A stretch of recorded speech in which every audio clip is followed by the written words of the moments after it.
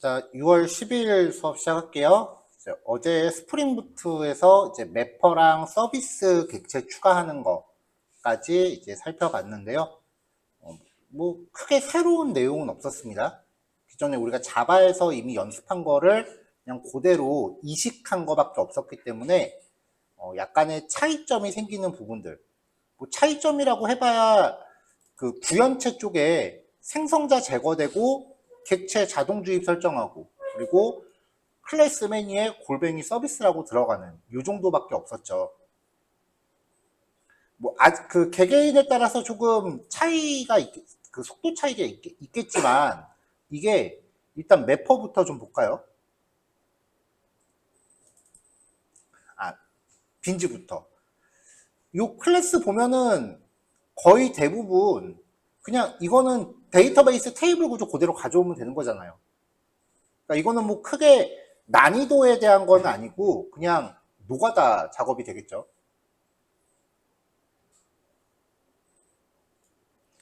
그 다음에 이제 매퍼 작업을 예를 들어 보면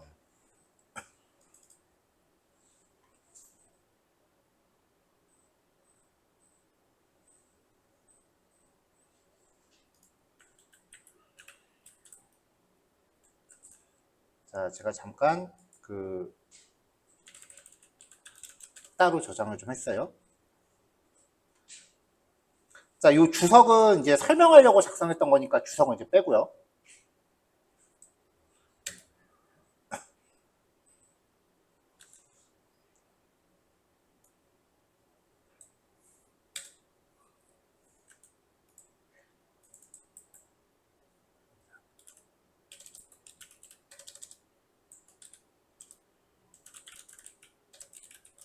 자, insert into 테이블 이름, 그 다음에 컬럼들이 들어갈 거고, 그리고 필드들이 들어가겠죠. 그 다음에 키 프로퍼티도 상황에 따라서 달라져야 될 텐데, 저 같은 경우 특히 MySQL이나 마리아DB 쪽이 거의 이게 관례적으로 이렇게 들어가는데, 그 프라이머리 키 이름을 그냥 무조건 아이디라고 잡아요. 이게 DBMS 종류마다 프라이머리 키 이름을 지정하는 일종의 관례 같은 것들이 있어요. 그 MySQL이나 마리아DB 쪽에 아이디라고 잡고 그 다음에 그 오라클 쪽은 유니크라고 많이 잡고요. MS SQL은 옛날엔 그냥 넘이라고 잡았는데 요즘 뭐라고 하는지 잘 모르겠네. 자, 업데이트절 같은 경우도 테이블 이름이 들어가고요. 그 다음에 여기 셋에 들어가는 거는 그때그때 다를 거고, 웨얼절도 그냥 무조건 웨얼 이렇게 들어가죠. 삭제 같은 경우는 그냥 테이블 이름만 걸어주면 되죠.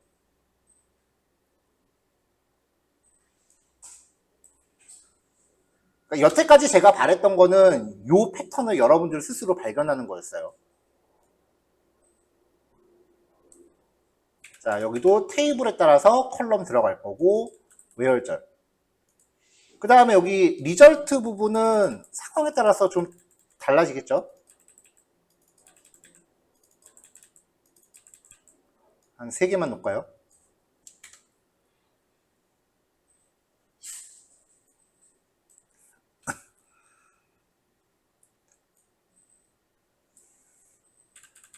자, 학과 목록 조회하는 것도 테이블 이름 들어가고요. 그 다음에 검색 조건이 필요하다면은 그때그때 검색 조건 다르겠죠. 여기는 뭐 하나만 놓읍시다.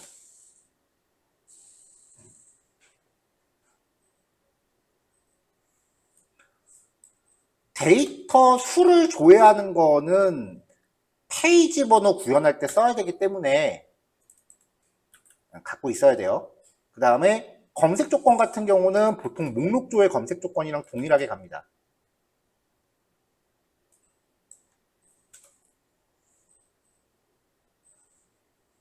자, 요 코드에서 점점점 돼 있는 것만 지워주면 돼요.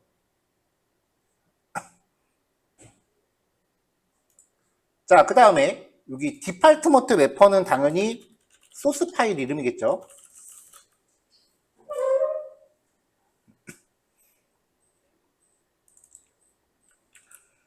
자, 소스 파일 이름에서 여기 디팔트먼트라고 되어 있는 부분이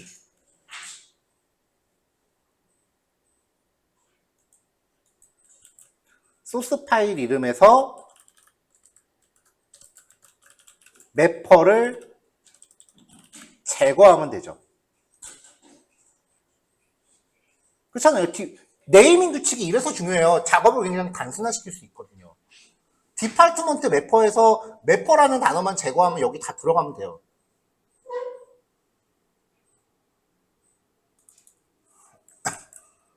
자, 그 다음에 테이블 이름이라고 돼 있는 거. 소스 파일 이름에서 래퍼 제거 후 첫 글자, 소문자, 그리고 영어 복수형으로 만들면 된다 그랬어요. 테이블 이름은 복수형으로 지정하자고 했잖아요.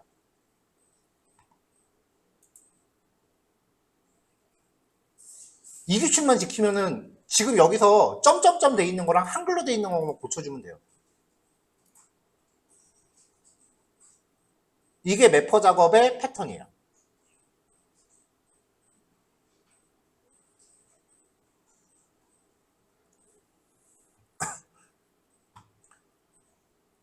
이 패턴을 스스로 발견을 했다면 이제 슬슬 매퍼 작업은 이제 노가다라고 느끼기 시작을 했을 거고요. 그렇게 느끼신 분들은 이제 연습 문제를 이 매퍼에 대한 연습 문제를 진행하는 게 이제 더 이상 아무런 의미가 없어요. 이 작업이 이제 이런 패턴을 스스로 발견을 해서 이 작업이 노가다다라고 느끼시는 분들은 이제 매퍼에 대한 연습은 더 해봤자 아무 의미가 없습니다. 그 시간에 다른 공부하는 게 나아요. 시간 낭비야 이제. 근데 아직 이 패턴이 내가 외우지 못했다. 그러면 해야 돼요. 들어가면 일단 신입은 무조건 이것만 시켜요. 적어도 나라면. 고차원적인 그 처리 로직 같은 거 뭘 보고 시켜. 아직 실력 검증이 안 됐는데.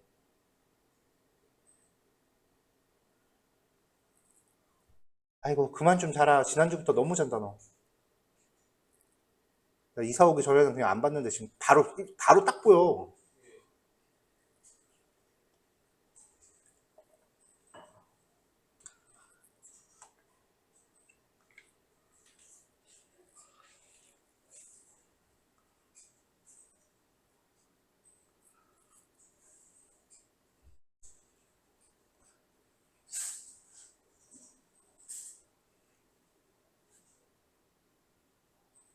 그쵸? 이 패턴이면 돼요.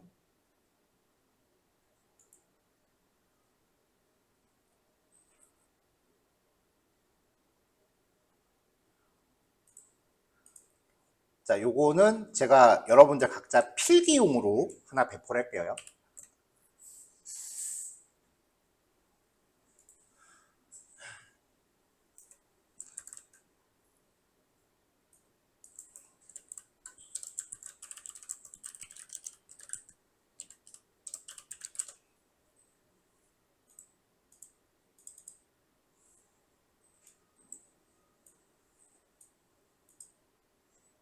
자, 매퍼 작업 패턴이라고 이제 배포한 거니까 요것들은 이제 잘 보관을 해 놓으세요.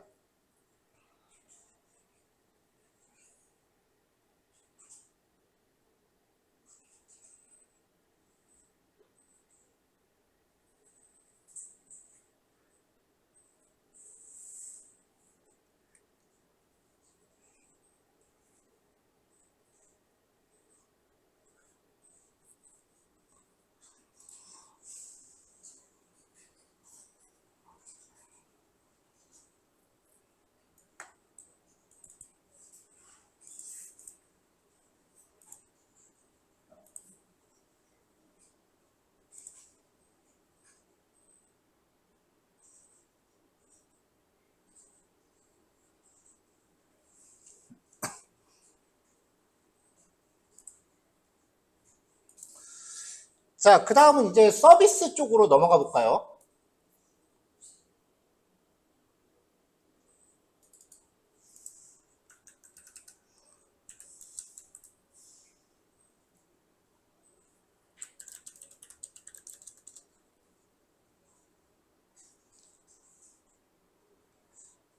자, 여기서도 이제 코드 패턴을 한번 정리해 보려고 해요. 주석은 제거합시다. 일단 여기는 소스 파일 이름이겠죠?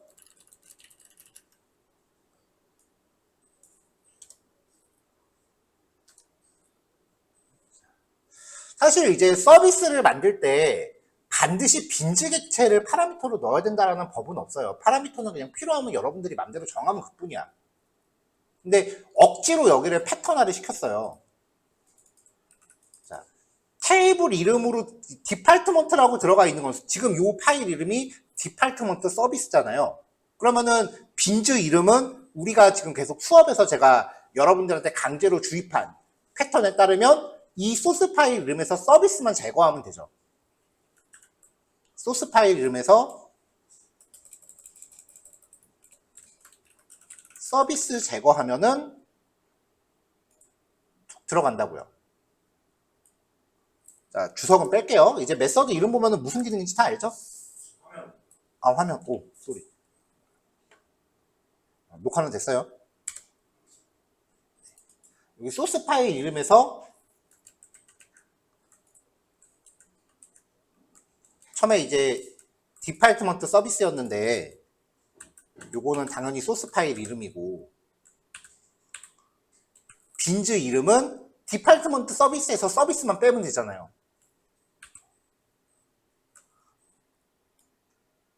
이렇게 하고 만들어야 되는 기본 기능들. 요 기능들 이외에 실제로 이제 쇼핑몰 그 웹사이트 만들다 보면은 필요에 따라 SQL을 추가적으로 만들어야 되는 경우가 있어요. 많아요. 그거는 이제 그때그때 필요에 따라 추가하는 거고 기본적으로 CIOD 기능은 다 가져가야 돼. 그러면 서비스 인터페이스는 요것만 잡아주면 되는 거죠.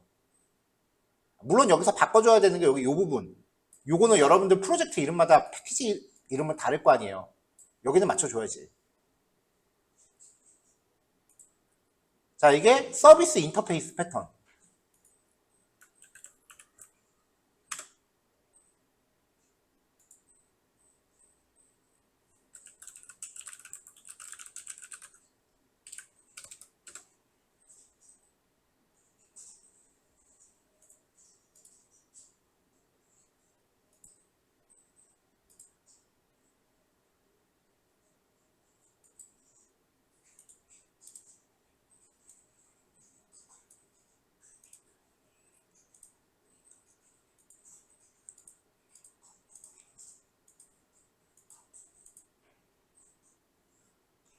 자, 그럼 이제 이 서비스에 대한 구현체, IMPL 쪽 한번 볼까요?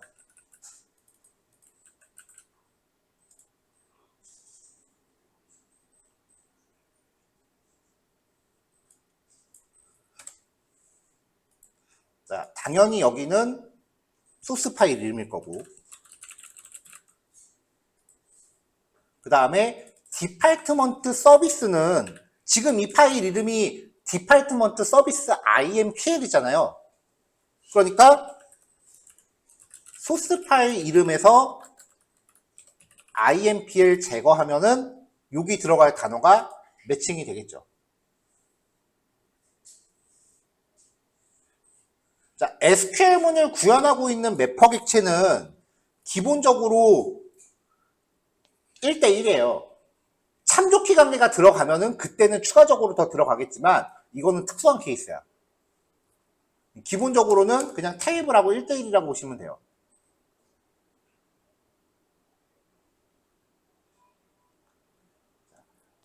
자, 모델 객체 같은 경우는 지금 이 파일 이름이 디파트먼트 서비스 IMPL이니까 모델 객체는 소스 파일 이름에서 서비스 IMPL을 제거하면 되겠죠.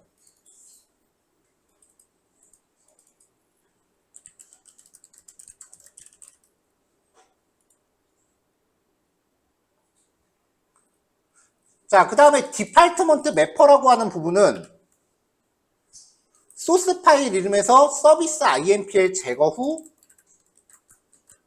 매퍼라는 단어 추가해주면 돼요.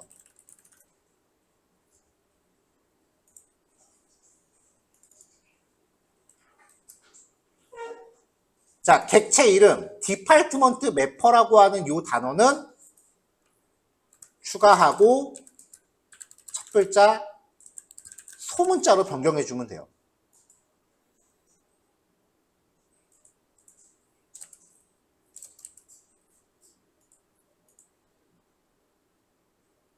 요 규칙대로만 작업하면은 이 파일도 뭐 별거 없습니다.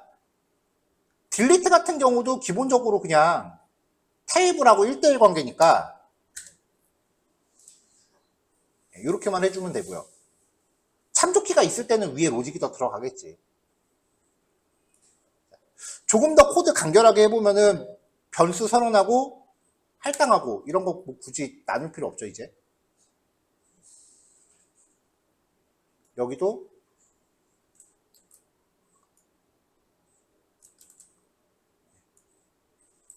선언문 위에 놓는 게 아니라 이제 이렇게 좀 축약시키고요. 근데 그냥 리턴 해버려야 되겠다.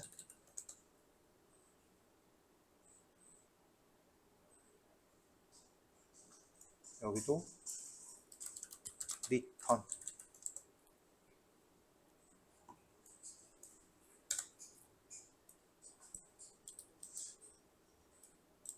자, 불필요한 주석들은 제거할게요. 이미 다른 예제들 통해서 주석들 많이 넣었으니까.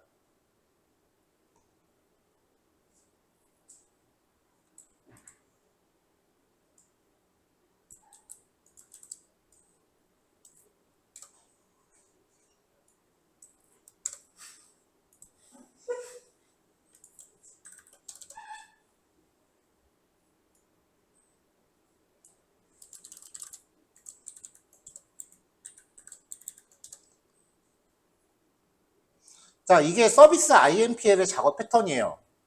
삭제할 때 참조키 제약 조건이 걸리는 경우를 제외하고는 사실 이것도 뭐 고민할 게 없는 처리 파일이에요. 그냥 이것만 외우면 돼, 자바는.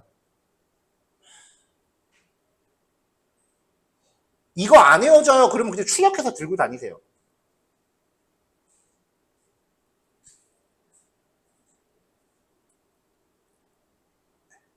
좀 극단적으로 얘기해서 이렇게까지 정리했는데 이거 안 외워진다라고 하면은 나도 방법이 없어, 이제.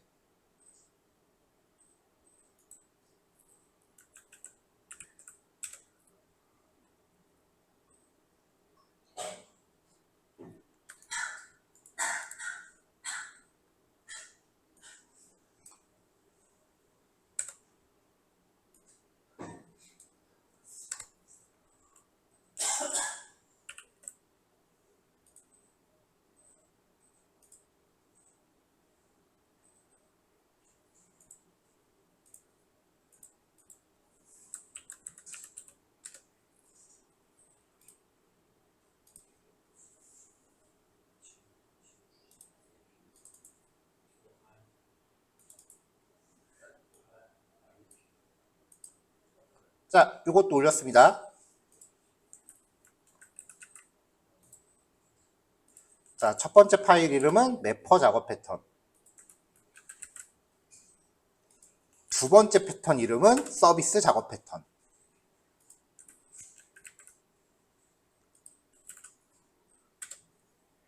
세 번째 파일 이름은 서비스 IMPL 작업 패턴.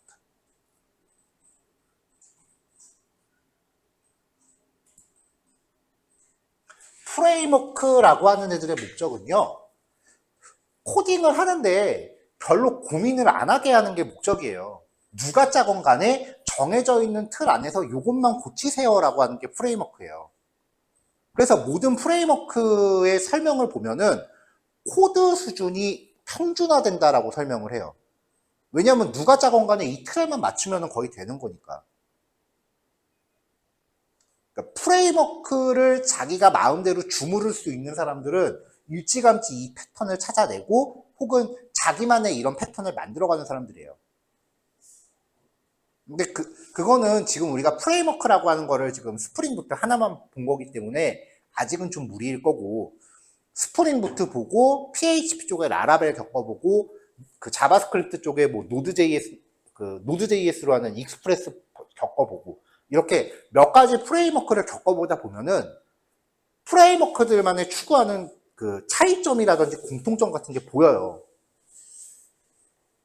그런 거를 이제 찾아내면은 내가 예전에 노드.js 할 때 노드는 이런 특징이 있었는데 스프링엔 이런 게 없네? 그러면 스프링에 그런 특징을 도입을 하거나. 근데 사실 스프링 같은 경우는 뭔가 좀 내 주관을 낑겨 넣기가 되게 힘들어요. 왜냐면 워낙 오래된 프레임워크다 보니까 프레임워크 자체가 워낙 견고해. 근데 반대로 자바스크립트로 백엔드를 만든다 보면은 지금 얘 같은 경우는 프로젝트 만들면 막 기본 틀이 다 갖춰지잖아요. 근데 자바스크립트로 백엔드 만들면은 처음에 진짜 당황스러워. 왜냐면은 그거는 진짜 우리 맨 처음에 코딩할 때처럼 백지 하나 열어놓고 시작해야 되거든요. 그래서 자바스크립트를 만들면은 얘가 말이 프레임워크지 이런 구조를 내가 다 잡아가야 돼요.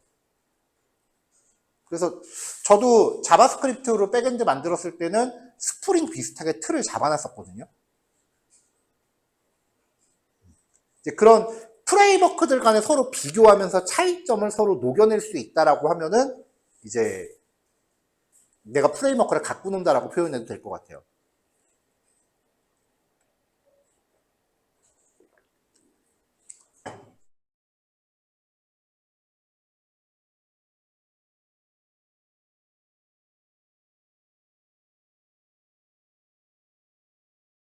자, 1교시 10분 남았습니다. 파일 드린 거 3개 한 번씩 읽어보세요. 그러면 이제 우리가 했었던 내용 중에 혹시 정규 표현식이라는 내용 기억하세요? 문자열의 일정한 패턴을 처리하는 수식이었잖아요. 그 다음에 또 하나, 우리 처음에 자바 할 때, 그때 그 코드에다가 단축키 만들어서 썼었던 거 있죠. 그때 그 단축키 기능 중에, 그때는 워낙 간단한 기능들이었으니까 별로 할 게 없었는데, 그 단축키 기능 중에 현재 내가 작업 중인 소스 파일 이름을 자동으로 세팅할 수가 있어요. 그럼 요거 해결되지. 그리고 그 비주얼 스튜디오 코드의 단축키 만들 때 정규 표현식을 쓸 수 있어요. 그 두 가지를 결합하면은 지금 드린 이 파일 3가지, 이 패턴 3가지를 단축키 하나만으로 자동 완성시킬 수가 있다는 얘기예요. 2교시 때는 그거를 제가 배포할 거예요. 그냥 나 혼자 쓰려고 만들어 놓은 건데 프로젝트 기간이 워낙 짧다고 지금 시간이 워낙 촉박해서 이거라도 안 주면은 시간 많이 걸릴 것 같아서 일단은 제 개인 꼼수를 좀 이따 배포를 할게요. 2교시 때 봅시다.